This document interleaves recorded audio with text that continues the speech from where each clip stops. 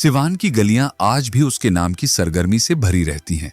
भले ही वह अब इस दुनिया में नहीं है, लेकिन उसकी कहानियां अब भी लोगों की जुबान पर जिंदा हैं। कहीं चाय की दुकान पर तो कहीं गली के मोड़ पर लोग धीमी आवाज में उसका जिक्र करते हैं, जैसे वह कभी भी लौट सकता हो। वह जितना रसूखदार था, उतना ही बेखौफ भी। एक बार वह स्कूलों का जायजा लेने निकला था। उसके साथ कई आदमी थे, जिनमें से एक ऐसा था जिसे पुलिस पहले से ही मोस्ट वांटेड मान चुकी थी। इसकी खबर जैसे ही डीसीपी संजीव कुमार तक पहुंची, उन्होंने देर नहीं की और खुद मौके पर पहुंच गए। पुलिस ने घेराबंदी की और माहौल अचानक तनाव से भर गया। डीसीपी ने सख्त लहजे में कहा, इसे अभी गिरफ्तार किया जाएगा। सामने खड़ा आदमी हंस पड़ा और बोला, डीसीपी साहब, आपको पता है ना ये इलाका किसके नाम से चलता है? डीसीपी ने बिना हिचक जवाब दिया। यहाँ सिर्फ कानून चलता है। बहस बढ़ती गई और फिर अचानक उसने हद पार कर दी। उसने सीधे डीसीपी को थप्पड़ मार दिया। वहां मौजूद लोग सन्न रह गए। कुछ ही सेकंड में आदेश मिला और पुलिस उसे पकड़ने के लिए टूट पड़ी। वह कोई मामूली अपराधी नहीं था। मौका मिलते ही भाग निकला और कुछ वक्त बाद और ज्यादा ताकत के साथ वापस लौटा। उसके बाद की घटनाएं इतिहास बन गईं। आज सवाल यह है कि उसके जाने के बाद उसकी जगह कौन ले रहा है? क्या सिवान में कोई नया बाहुबली उभर चुका है? उसकी दहशत अब भी हवा में तैरती है, लेकिन उसकी कुर्सी खाली है। उसका बेटा ओसामा दौलत और जमीन का मालिक तो बना, मगर वह नाम और रुतबा हासिल नहीं कर पाया। उसकी पत्नी ने राजनीति में उतरकर चुनाव लड़े, लेकिन कामयाबी उनसे दूर ही रही। कहानी का असली मोड़ तब आता है जब पता चलता है कि उसकी जगह उसी के पुराने करीबी के बेटे ने ले ली है। आज हालत यह है कि उसका परिवार खुद डर के साए में जी रहा है। यही वही सिवान है जहां कुछ लोग उसे भगवान जैसा मानते थे, लेकिन सच्चाई यह है कि उसके गुनाह इतने ज्यादा थे कि अच्छे काम उनकी बराबरी ही नहीं कर सकते। तेजाब कांड इसका सबसे डरावना उदाहरण है। इससे पहले कि उस रात की कहानी आगे बढ़े, एक बात जरूरी है। अगर आपने चैनल को सब्सक्राइब नहीं किया है तो अभी कर लीजिए और बेल दबा दीजिए। अब वापस चलते हैं उस रात की तरफ। 16 अगस्त साल 2004 को सिवान के एक दुकानदार चंदा बाबू की जिंदगी हमेशा के लिए बदल गई। उनकी 2 दुकानें थीं, एक किराने की और दूसरी परचून की। उस रात वह खुद वहां नहीं थे। दोनों दुकानों पर उनके बेटे बैठे थे, एक पर सतीश और दूसरी पर गिरीश। किसी को अंदाजा नहीं था कि कुछ ही मिनटों में सब कुछ खत्म हो जाएगा। सब कुछ सामान्य चल रहा था, तभी कुछ बदमाश दुकान पर पहुंचे। उन्होंने आते ही धमकी दी। 2 लाख रुपए रंगदारी चाहिए अभी। सतीश ने गुस्से में कहा, हम कोई रंगदारी नहीं देंगे। यह सुनते ही माहौल गर्मा गया। धक्का मुक्की शुरू हो गई। सतीश को लगा कि बात बिगड़ रही है। वह भागकर घर गया और वहां से तेजाब की बोतल उठा लाया। लौटकर उसने बदमाशों पर तेजाब फेंक दिया। यह कदम उसके लिए भारी पड़ गया। बदमाश आग बबूला हो गए। उन्होंने दुकान में तोड़फोड़ की और आग लगा दी। उसी वक्त तीसरा भाई राजीव छिपकर सब देख रहा था, लेकिन वह भी पकड़ लिया गया। एक बदमाश ने चिल्लाकर कहा, अब तू देखेगा अपने भाइयों का हाल। सतीश और गिरीश को बांध दिया गया और फिर उन पर तेजाब से भरी पूरी बाल्टी उड़ेल दी गई। उनकी चीखें दूर तक गूंजी, लेकिन कोई मदद के लिए नहीं आया। कुछ ही देर में दोनों की सांसें थम गईं। इतना ही नहीं, बदमाशों ने उनके शरीर के टुकड़े किए और बोरों में भरकर फेंक दिया। किसी तरह राजीव वहां से भाग निकला। डर के मारे वह सीधे सांसद के घर पहुंचा और खुद को अंदर बंद कर लिया। वह रात उसके लिए किसी बुरे सपने से कम नहीं थी। इस घटना के बाद चंदा बाबू का परिवार पूरी तरह टूट गया।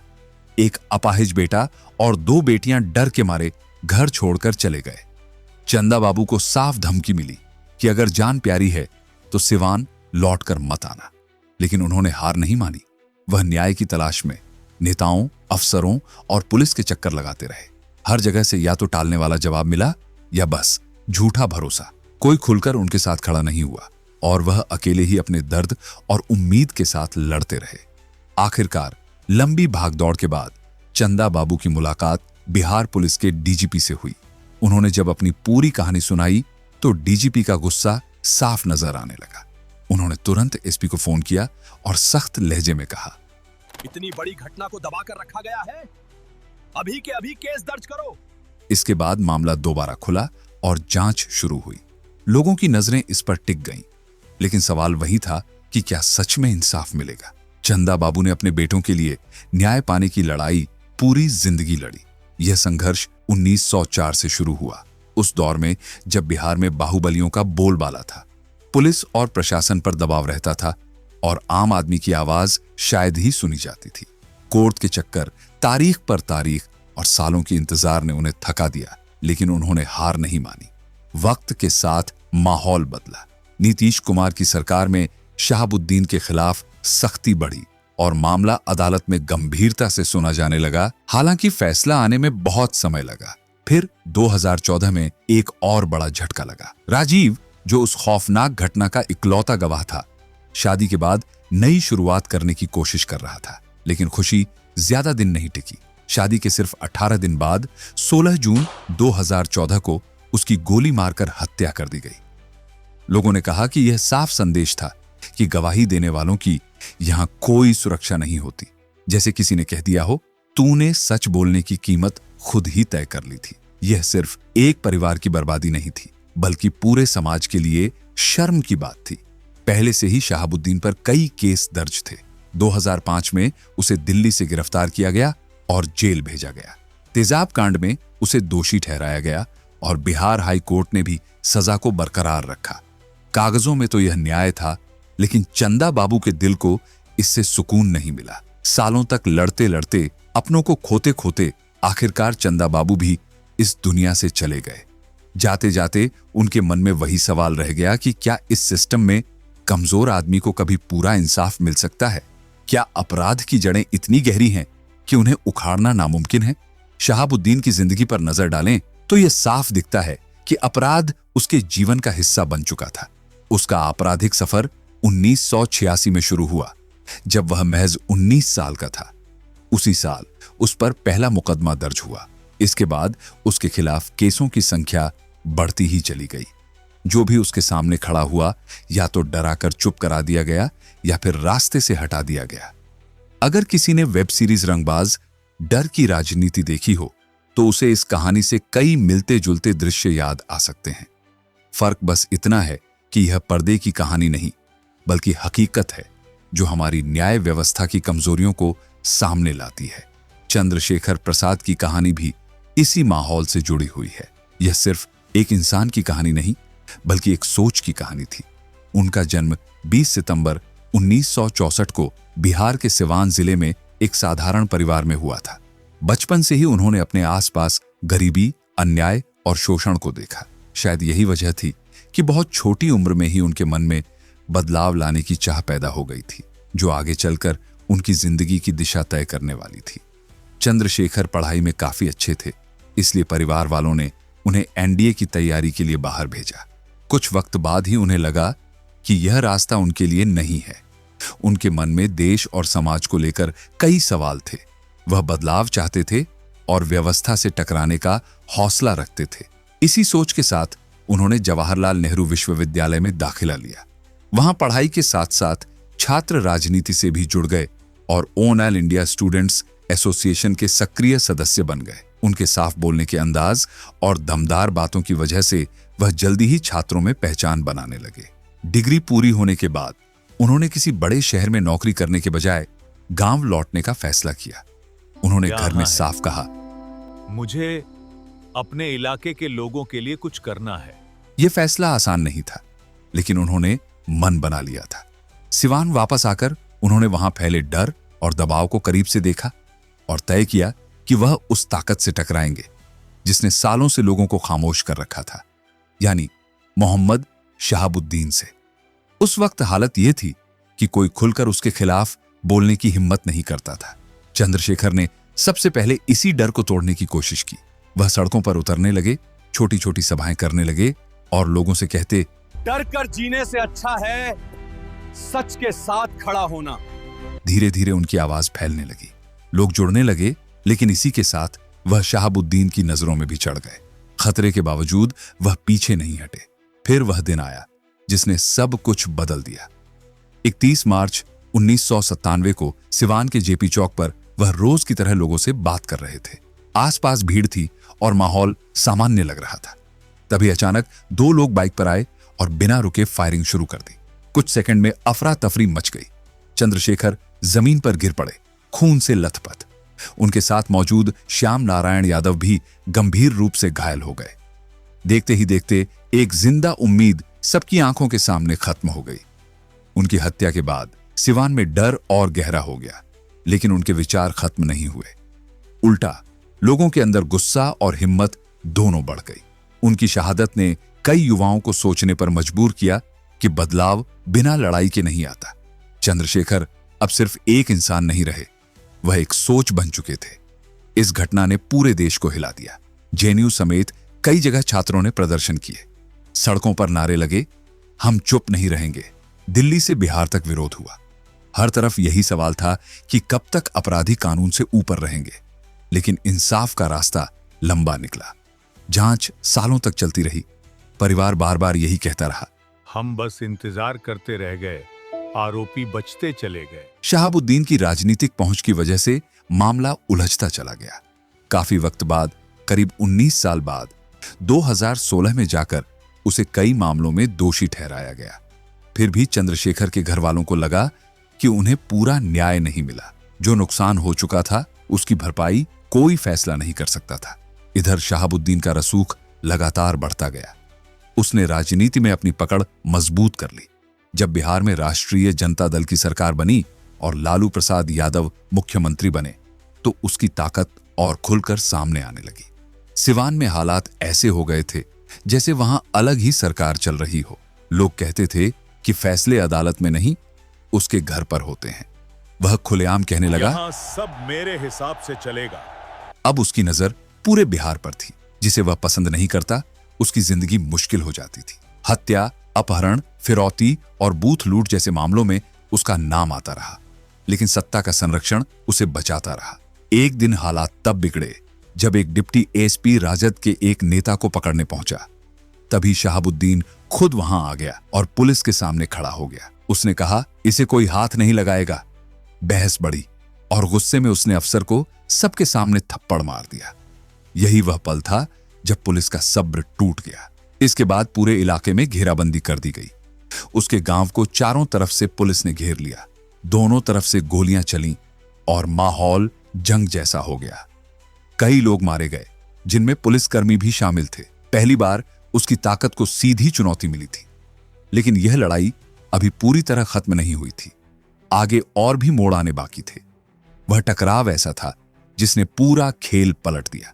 हालात इतने बिगड़ चुके थे कि खुद लालू प्रसाद यादव को शहाबुद्दीन से दूरी बनानी पड़ी। जो कभी सत्ता का सबसे भरोसेमंद चेहरा माना जाता था, अब वही बोझ बन चुका था। लोग उसका नाम लेने से भी बचने लगे।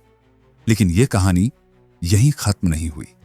उसी दौर में डीपी ओझा बिहार के नए डीजीपी बने। उन्होंने आते ही पुराने मामलों की फाइलें निकलवाईं और शहाबुद्दीन के पूरे नेटवर्क की जांच शुरू कर दी। कई दबे हुए केस दोबारा खोले गए, सबूत जुटाए गए और गवाहों से फिर पूछताछ हुई। इन्हीं में मुन्ना चौधरी के अपहरण और हत्या का मामला भी था। इस बार हालात ऐसे बने कि कोर्ट से उसके खिलाफ वारंट निकल गया और आखिरकार उसे सरेंडर करना पड़ा। यह जरूर एक बड़ा झटका था, लेकिन उसकी कहानी अभी खत्म नहीं हुई थी। राजनीति एक बार फिर उसकी ढाल बन गई। डीपी ओझा पर लगातार दबाव डाला जाने लगा। हालात इतने खराब हो गए कि उन्हें मजबूरी में स्वेच्छा से रिटायरमेंट लेना पड़ा। सिस्टम ने एक बार फिर ताकतवर के सामने घुटने टेक दिए। फिर भी वक्त धीरे धीरे करवट ले रहा था। शहाबुद्दीन का जेल और बाहर आना लगा रहा। पुलिस जब जब उसके ठिकानों पर पहुंचती, वहां से ऐसी चीजें मिलती जो सबको चौंका देती। विदेशी हथियार, नाइट विजन उपकरण और आधुनिक असलहा उसकी पहुंच और ताकत का सबूत थे। लेकिन यही ताकत आगे चलकर उसके पतन की वजह बनने वाली थी। एक दिन जब वह दिल्ली में संसद सत्र में शामिल होने की तैयारी कर रहा था, तभी बिहार पुलिस ने वहीं से उसे गिरफ्तार कर लिया। इस बार मामला बेहद गंभीर था।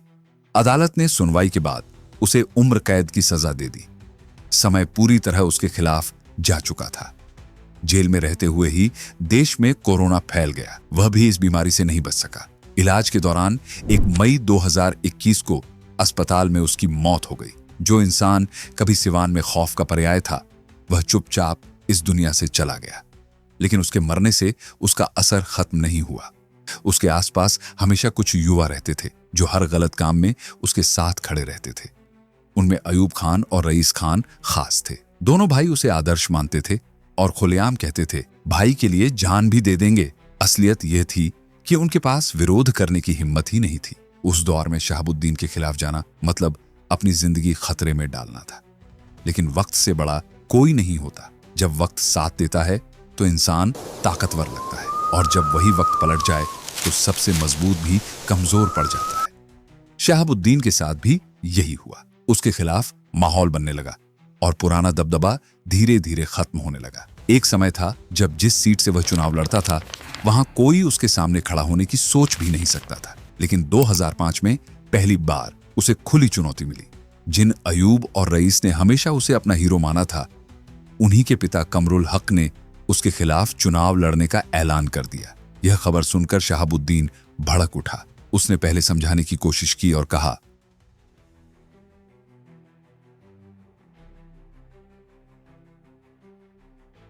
लेकिन कमरुल हक ने साफ जवाब दिया, अब मैं पीछे नहीं हटूंगा, चुनाव लड़ूंगा, चाहे कुछ भी हो जाए। इसके बाद हालात तेजी से बिगड़े। चुनाव से कुछ दिन पहले ही कमरुल हक का अपहरण कर लिया गया। पूरे इलाके में दहशत फैल गई। सभी जानते थे कि इसके पीछे कौन है, लेकिन कोई बोलने की हिम्मत नहीं करता था। जब उन्हें छोड़ा गया तो वह अंदर से पूरी तरह टूट चुके थे। उन्होंने अपने बेटों को सारी सच्चाई बता दी। यह सुनकर अयूब और रईस सन्न रह गए। उन्होंने एक दूसरे से कहा,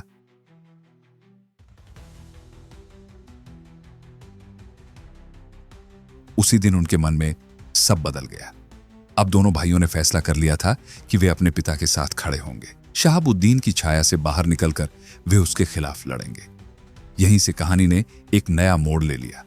धीरे धीरे शहाबुद्दीन की किस्मत पूरी तरह पलट चुकी थी। कानून का शिकंजा मजबूत होता गया और आखिरकार वह जेल पहुंच गया। इसके बाद वह कभी आजाद होकर बाहर नहीं आ सका। जेल में रहते हुए उसने अपनी पत्नी हिना शहाब को अपना राजनीतिक चेहरा बनाने की कोशिश की, लेकिन तब तक हालात बदल चुके थे। लोगों के मन से उसका डर उतरने लगा था। हिना शहाब ने चुनाव के मैदान में पूरी ताकत झोंक दी, लेकिन जनता ने साफ संकेत दे दिया कि अब सिवान पुराने दौर में वापस नहीं जाना चाहता। नतीजों ने दिखा दिया कि शहाबुद्दीन का प्रभाव खत्म हो रहा है। इधर खान ब्रदर्स की पकड़ मजबूत होती जा रही थी। जिस इलाके पर कभी शहाबुद्दीन का राज था, वहां अब अयूब और रईस का दबदबा नजर आने लगा। लेकिन उनके द्वार में भी सब कुछ ठीक नहीं चल रहा था। अयूब खान पूरी तरह अपराध की राह पर उतर चुका था। दूसरी तरफ रईस खान ने राजनीति का रास्ता अपनाया, लेकिन उसने पुराने तरीकों को नहीं छोड़ा। वह अक्सर कहता था कि सत्ता जरूरी है, पर ताकत बनाए रखने के लिए डर भी जरूरी है। बाहर से वह नेता दिखता था, अंदर से वही पुराना खेल चल रहा था। वक्त के साथ चेहरे बदल गए, लेकिन सिवान की कहानियां वैसी ही रही। रईस खान की राजनीतिक पकड़ अभी मजबूत नहीं हो पाई थी, लेकिन उसका टकराव शहाबुद्दीन के परिवार से लगातार बना हुआ था। यह तनातनी 4 अप्रैल 2022 को खुलकर सामने आ गई। उस दिन रईस अपने गांव में था, तभी अचानक AK-47 से कई राउंड फायरिंग हुई। गोलियों की आवाज से पूरा इलाका कांप उठा। रईस किसी तरह बच गया, लेकिन उसके साथ मौजूद 2 लोग मौके पर ही मारे गए। इसके बाद सवाल उठा कि हमला किसने करवाया।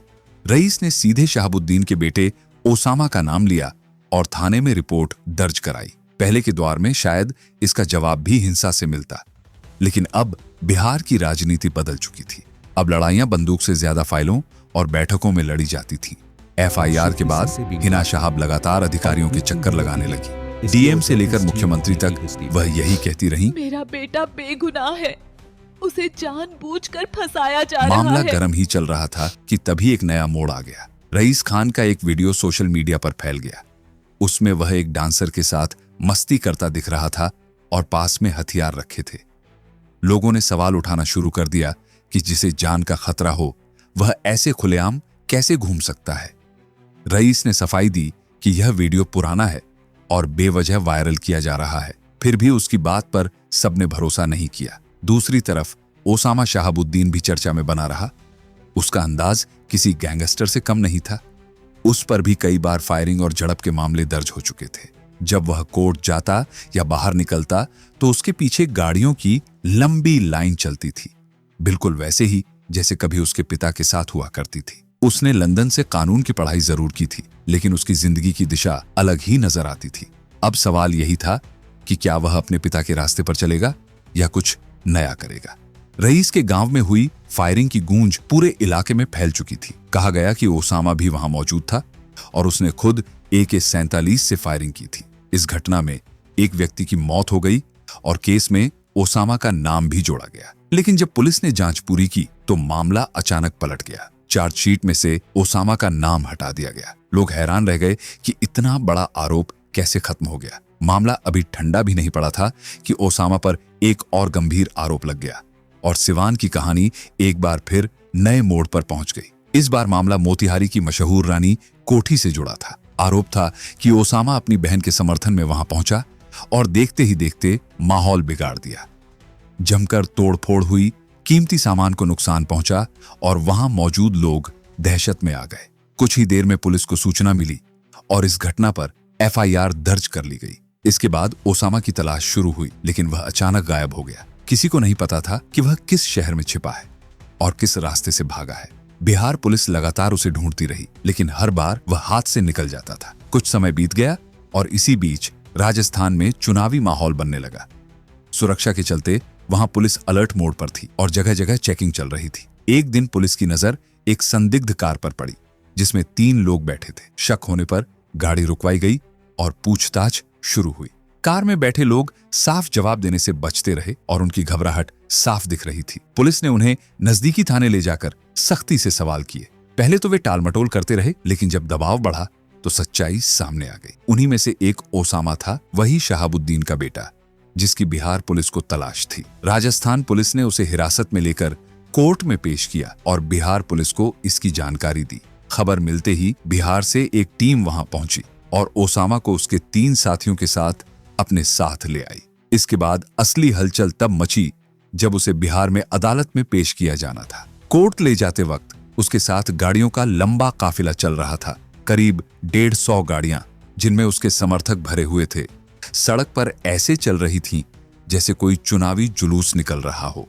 इतनी भीड़ देखकर पुलिस को हालात बिगड़ने का डर हुआ। सुरक्षा को देखते हुए रास्ते में ही अधिकतर गाड़ियों को रोक दिया गया। ओसामा को पुलिस वैन में बैठाकर कड़ी निगरानी में कोर्ट तक पहुंचाया गया। बाहर उसके समर्थक नारे लगा रहे थे, ओसामा जिंदाबाद और हमारा नेता कैसा हो, ओसामा भाई जैसा हो। वही आवाजें जो कभी शहाबुद्दीन के लिए गूंजा करती थीं, अब बेटे के नाम पर सुनाई दे रही थीं। इस पूरे मामले ने एक बार फिर लोगों को सोचने पर मजबूर कर दिया। क्या हमारी व्यवस्था सच में सबके लिए बराबर है? क्या ताकत और पहचान के आगे कानून कमजोर पड़ जाता है? और क्या आम आदमी को कभी बिना डर के इंसाफ मिल पाएगा? यही सवाल आज भी हवा में तैर रहे हैं। अब आप बताइए, इस पूरी कहानी पर आपकी क्या राय है? नीचे कमेंट में जरूर लिखें कि आप क्या सोचते हैं।